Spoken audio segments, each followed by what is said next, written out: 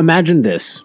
You flee your country to avoid persecution in the hope of seeking greener pastures elsewhere, only to find that you have been shackled due to the ravages of the pandemic. And it gets worse if you are a Muslim who is unable to perform religious obligations during Ramadan. No, it's not fiction. This is the sad and sorry plight of the Rohingya, Malaysia's forgotten community. To find out how this marginalised community is coping with various challenges, FMT met a few of them recently.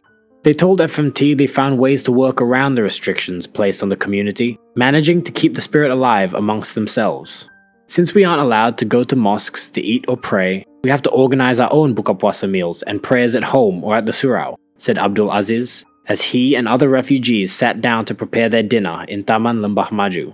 Like many families kept apart during the pandemic, Abdul is facing a second straight Hari Raya without his wife and 3 daughters, who used to visit regularly in Thailand before international borders slammed shut last year.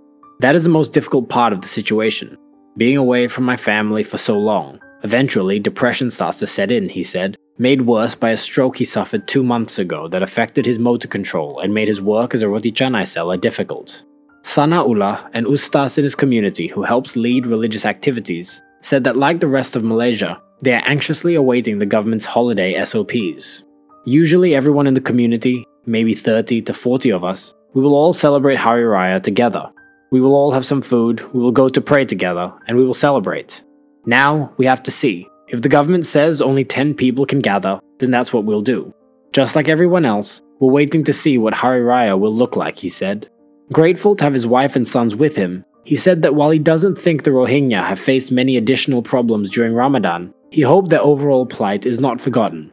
Malaysians, the government, they know what we go through as refugees already. That's all I'll say about that.